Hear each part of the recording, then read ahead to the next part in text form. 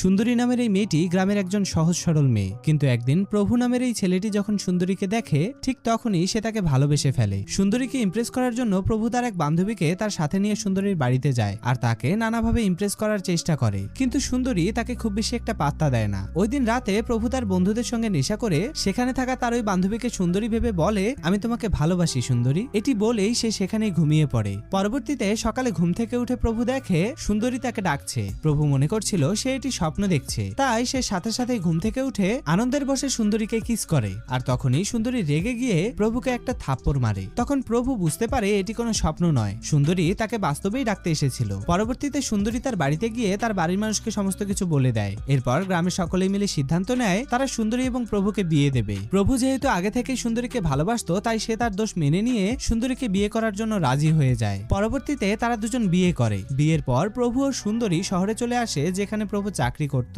সেখানে গিয়ে ওই দিন রাতে প্রভু সুন্দরীর সঙ্গে ইন্টিমেট হওয়ার জন্য তার কাছে যায়, কিন্তু সুন্দরী কি যেন একটা ভেবে খুবই ভয় পাচ্ছিল। প্রভু যখন তাকে টাচ করতেই যাবে ঠিক তখনই সুন্দরী প্রভুর পাশ থেকে সরে যায় আর তাকে বলে, আমার খুবই ভয় লাগছে। এটি দেখে প্রভু বুঝতে পারে সুন্দরী যেহেতু জীবনে প্রথমবার নতুন জায়গায় এসেছে, তাই হয়তোবা ও ভয় পাচ্ছে। এটি চিন্তা করেই সে সুন্দরীকে সেই রুমে রেখে অন্য একটি রুমে চলে যায় ঘুমানোর জন্য। কিন্তু পরের দিন সকালেই প্রভু ঘুম থেকে উঠে দেখে সুন্দরী বাড়িতে নেই। সুন্দরী কি প্রভুকে রেখে চলে গেছে?